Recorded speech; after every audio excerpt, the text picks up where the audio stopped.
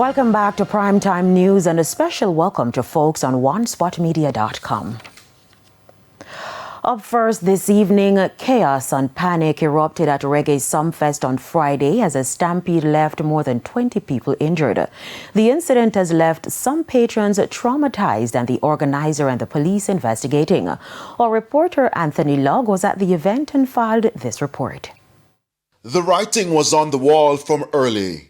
Reggae Sumfest 2025 would be one of the biggest to date, with thousands flocking Catherine Hall, Montego Bay to see the crowning of dancehall artist Vybz Kartel.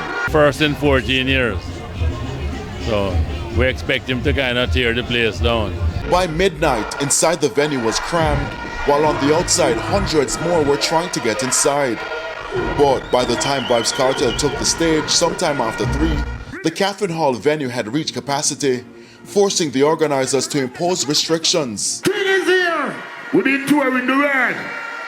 And I know we don't see them do it sweet like Freedom Straight. Now we're there Sumfest. And what was supposed to be a night of celebration later turned into chaos. Overzealous patrons eager to get a glimpse of what was happening on stage caused a stampede, sending hundreds of patrons scampering for safety. When me look one man ball out rolling calf, and me head out with the man who ball out rolling calf, I grab my phone and my purse and my chair and me head out with the man. When me look after the crowd drop, my auntie on the ground and she lost her key, everything. Like, oh my God, it was so traumatizing. People was like falling at my feet. Not one, not two, like 20 because of a stampede. Medics on location quickly jumped into action when the ordeal came to an end. Watch as this patron, clearly shaken, was being carried out on a stretcher by the medical team. Several others left the venue limping and had to seek medical treatment. Our news team caught up with Health Minister Dr. Christopher Tufton following a tour of the Cornwall Regional Hospital on Saturday.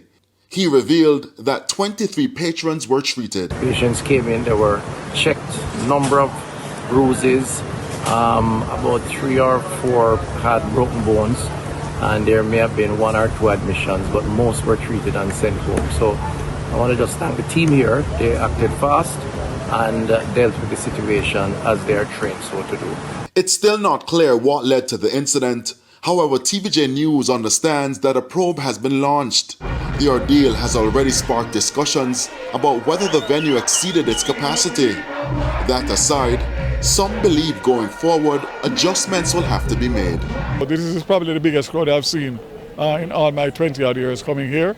And the fact of the matter is that I just hope that we will find a way to make this a proper entertainment center so that it can be expanded and proper facilities put in, because this is Catherine Hall and it's known for events such as this. Right now at this concert, it's jam-packed. I mean, and there's several in Ochi at times, where it's jam-packed.